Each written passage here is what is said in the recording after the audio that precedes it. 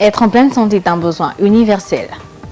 Un salut cordial si vous nous rejoignez à Kinshasa et partout à travers le monde pour ce magazine spécial sur les maladies dures. Tant de personnes qui souffrent d'eux constatent leur situation s'aggraver au fil du temps par manque de diagnostic approprié et aussi par manque de matériel adéquat pouvant favoriser une identification sérieuse de maladies oculaires. Le glaucome demeure l'une des causes de déficience visuelle dans toutes les régions du monde. Quels en sont les symptômes et quels en sont les traitements? Suivez.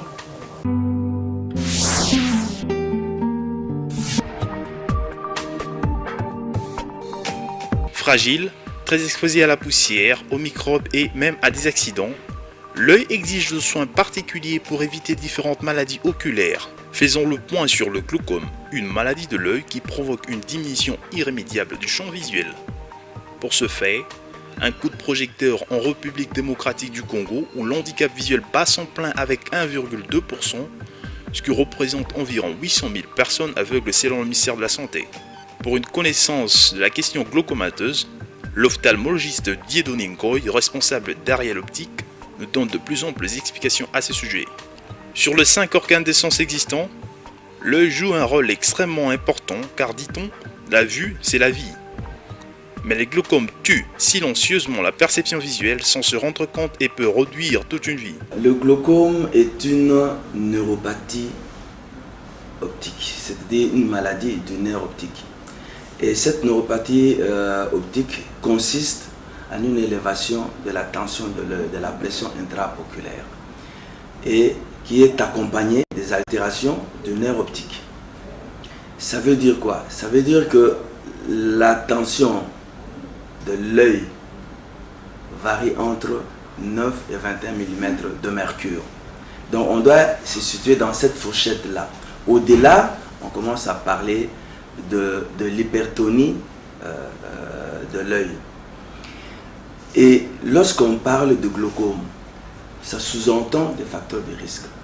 Comme vous l'avez dit, les facteurs de risque du glaucome, d'abord, il y a l'élévation de cette tension oculaire. La pression intraoculaire élevée, c'est un des premiers facteurs de risque. Un autre facteur de risque, c'est l'âge. C'est-à-dire à partir de 40 ans, il y a des structures au niveau de l'œil qui changent et qui sont à la base de l'élévation de la pression de l'œil. Il y a un autre facteur de risque comme la race. Il est mondialement connu, il est connu que les noirs font beaucoup plus de glaucome que, je sous-entends, le glaucome à pression ouverte. En plus de l'âge, les enfants peuvent aussi faire le glaucome. Il y a le facteur racial, comme je l'ai dit, les noirs font beaucoup plus que les autres. Au sein même de la race, il y a dans les ethnies, certaines ethnies qui font beaucoup plus de glaucome que d'autres. Ici chez nous, nous avons remarqué qu'il y a un peu beaucoup plus de glaucome dans certaines tribus comme les Anamongo, les Yombe. Ceux-là, on constate qu'il y a quand même un taux, bien que les études ne soient pas encore bien, ne renseignent pas un peu trop, mais on constate qu'il y a une certaine tendance élevée de glaucome dans ces tribus-là. Et nous avons aussi un autre facteur de risque comme le diabète, comme la myopie, qui sont aussi à la base comme facteur de risque. Si dans la famille, il y a des antécédents de glaucome, alors pour le reste et pour les autres membres de la famille, le risque est aussi à prendre en compte. Le glaucome, on peut le classifier en deux, schématiquement un peu plus rapide. Le glaucome primitif, ou le glaucome primaire, et le glaucome secondaire. Le glaucome primaire, c'est celui où on trouve le glaucome à angle ouvert, qui est très répandu chez nous, le glaucome à angle fermé. On peut citer également l'iris en plateau et le glaucome à pression normale.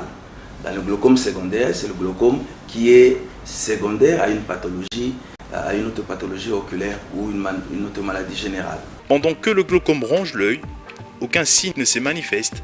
Cependant, Il existe une panoplie de modes de traitement pour remédier à cette pathologie. Le glaucome est une tueuse silencieuse. C'est comme ça qu'on l'appelle. Parce qu'on ne ressent rien.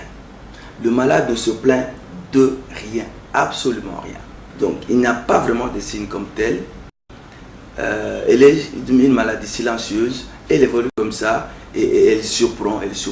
Le traitement du glaucome, c'est d'abord, il repose sur un trépied, un traitement médical. Ensuite, il y a le traitement chirurgical et le laser également. Donc, c'est le médecin qui est devant le malade qui choisit le type de traitement qu'il peut administrer suivant l'état du malade. Parce que le glaucome, si on le diagnostique beaucoup plus tôt, ça ne sert à rien que le médecin aille directement dans la chirurgie. Il va voir avec son malade comment, suivant les moyens dont dispose le malade. Mais sinon, c'est un traitement d'abord médical, mais c'est un traitement médical à vie. C'est ça qui est le plus important à relever. C'est un traitement médical à vie. Et très souvent, nous avons de sérieux problèmes avec les patients. Vous avez diagnostiqué qu'il a cette maladie. Lui, il dit qu'il voit bien. Et vous lui demandez de mettre les gouttes tous les jours. Mais souvent, dans le suivi, il y a des réels problèmes. Ceci est une sonnette d'alarme de manière à sensibiliser toute personne souffreteuse d'yeux afin de prendre de précautions pour une quelconque attaque du glaucome. Oui, prévenir le glaucome, non, il n'y a pas une prévention. C'est tout simplement le diagnostic précoce. Si vous voyez le médecin ou si on le diagnostique assez précocement, c'est la meilleure des préventions à ce moment-là. La maladie et donc on retarde le déficit visuel éventuel qui peut survenir. Le glaucome peut apparaître dès la naissance. C'est ainsi qu'on parle de glaucome congénital. C'est-à-dire l'enfant naît avec cette maladie et on remarque avec le temps, avec quelques mois après, que ce sont des enfants qu'on voit qui ont de grands yeux, de grandes cornées. Ce sont des enfants qui se frottent les yeux, qui ont des larmes qui coulent. Et ça, c'est le glaucome congénital. Il y a le glaucome aussi infantile, jusqu'à l'âge de 12 ans. Et le glaucome juvénile des adolescents. À force de vivre avec le glaucome, la diminution du champ visuel devient remarquable et conduit progressivement à la cécité complète. Le glaucome et un glaucome non traité amène inexorablement vers la cécité. Et ce n'est pas pour vous effrayer. Le glaucome, actuellement au monde, nous avons près de 60 millions de glaucomateux au monde. Parmi les 60 millions des aveugles. Donc c'est une maladie. Chez nous, nous n'avons pas vraiment des statistiques, mais c'est la seconde cause de cécité chez nous, dans notre après la cataracte. La cataracte, c'est une cécité réversible. Mais le glaucome est irréversible. Dès que vous l'avez, dès que la cécité s'installe, c'est fini. Le malade peut venir demander, et généralement c'est ça qui arrive. Lorsque cette cécité arrive, le malade commence à poser des questions. Est-ce que vous ne pouvez pas me donner des lunettes? Est-ce que vous... Il croit qu'il y a une autre solution. C'est comme ça que ces malades changent de médecin. Il vient ici, il va là-bas, on lui rapporte les mêmes informations. Hélas, c'est le drame qui est arrivé. Les deux yeux peuvent être atteints, pas de la même manière. C'est ainsi que très souvent, les malades qui sont protégés devant nous, ils perdent déjà un œil. Ils ont déjà un œil qu'ils ont perdu. Mais l'autre, quand vous avez déjà perdu un œil, l'autre est déjà très avancé. À partir de 40 ans, il est utile de se rendre au moins une fois l'an chez un spécialiste afin de prévenir le glaucome et garder une vue perçante. Dans notre pratique quotidienne, nous avons beaucoup de glaucome. C'est un appel d'ailleurs que je ferai à tous nos compatriotes. Lorsqu'on a atteint 40 ans, il faut que toute personne, ne fût-ce qu'une fois par an, puisse se faire examiner, puisse se faire prendre de l'attention, ne fût-ce qu'une fois par an, à partir de 40 ans. Parce que quand cette tension est élevée, vous ne ressentez rien, il n'y a rien. Mais entre-temps, c'est le nerf qui est en train d'être détruit. Et je donne un exemple. Lorsque vous regardez un arbre, l'arbre a des feuilles. Lorsqu'une feuille tombe, c'est rien, vous n'allez pas remarquer qu'une feuille tombe, mais une feuille tombe, une deuxième feuille va tomber aussi. Et c'est comme ça que le nerf est détruit, petit à petit, petit à petit. Donc, il faudra, ne fût-ce qu'une fois par an, qu'on se fasse prendre l'attention de l'œil. Et au cours d'une consultation ophtalmologue, je pense que chaque fois qu'une personne va voir un ophtalmologue, il doit savoir, il doit exiger qu'on lui dise sa tension de l'œil. Une chirurgie mal faite, bon, c'est pourquoi il faut toujours aller voir une main experte, un chirurgien ou un ophtalmologue. Il ne faut pas aller chez ce qu'on appelle les charlatans. La chirurgie du glaucome, ce n'est pas une chirurgie qui est très, très compliquée. Une complication peut survenir, on ne peut pas se décrire, hein, c'est pas que ça ne peut pas arriver, c'est décrit, ça se trouve dans les bouquins. Mais il faut plutôt que la chirurgie soit bien faite pour que tout se passe normalement. Oui, c'est un appel de pied que je lance à tous mes compatriotes, à tous les patients.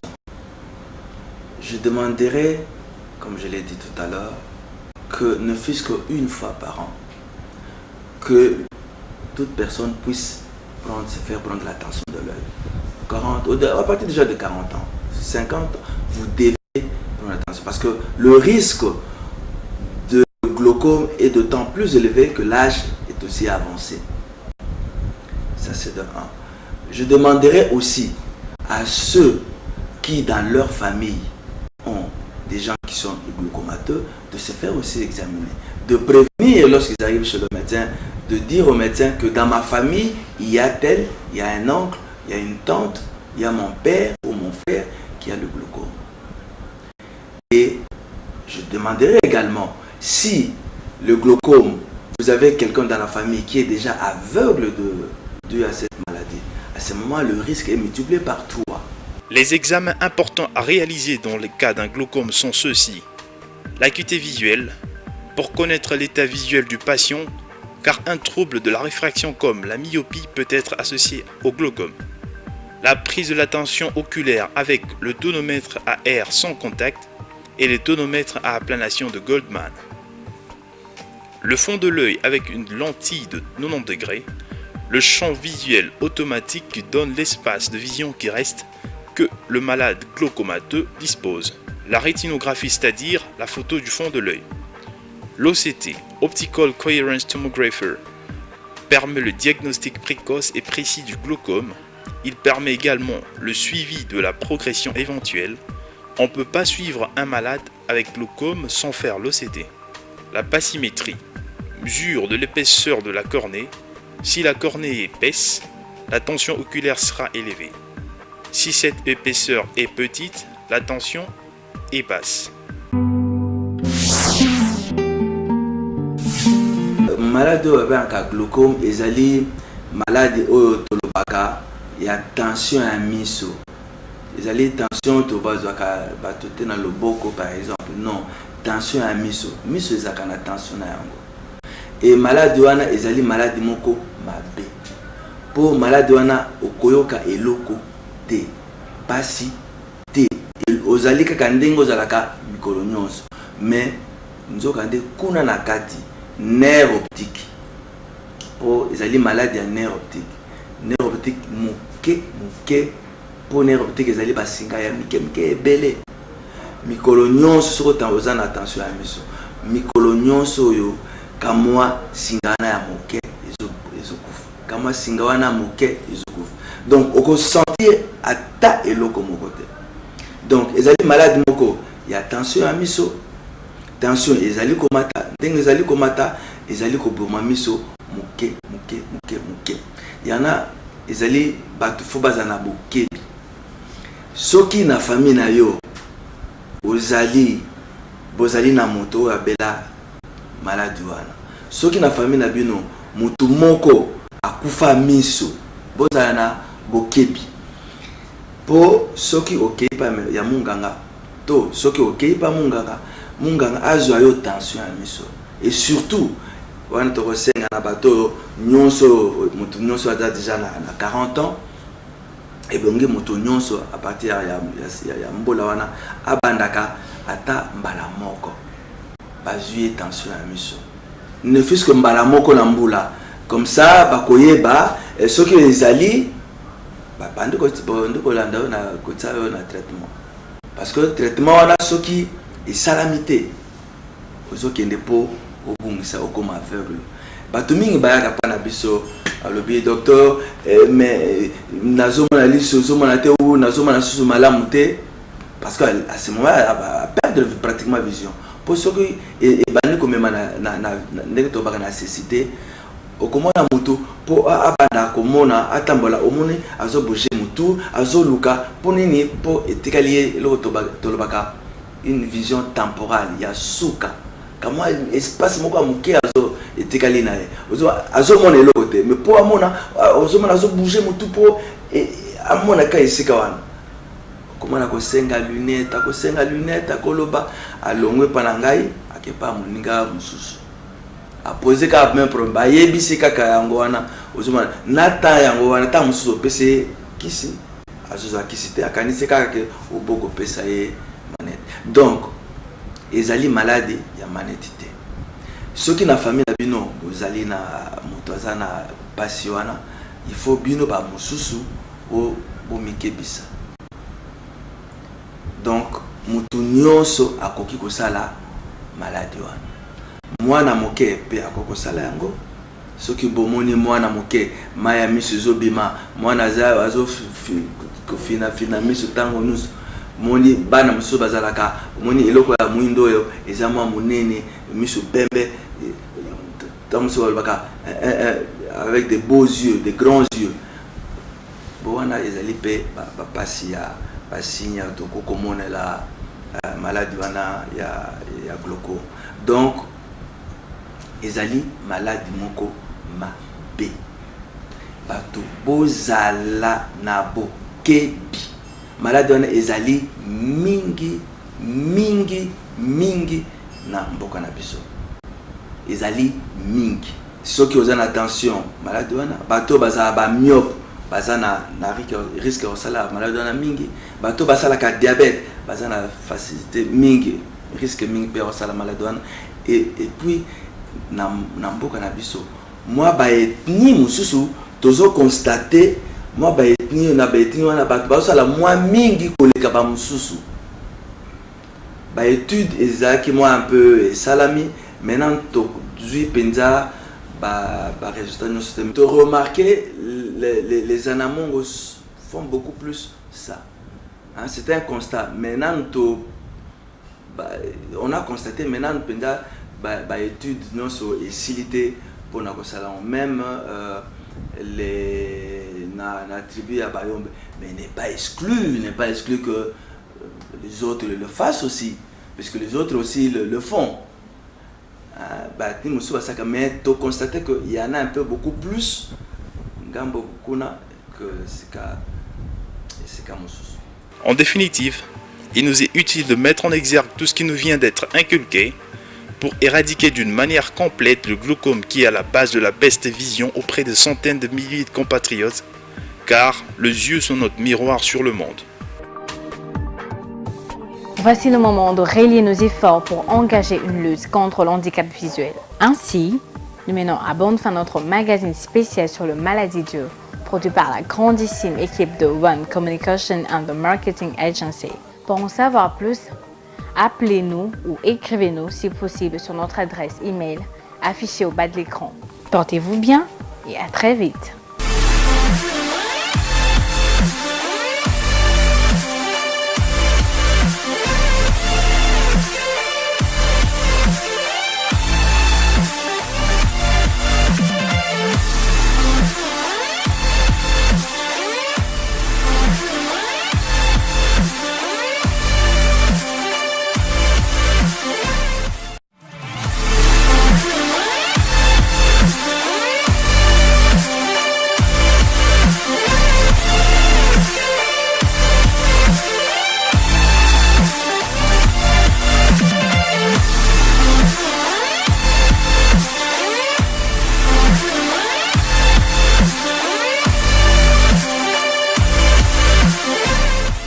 prévention de la santé vous me cuirasse.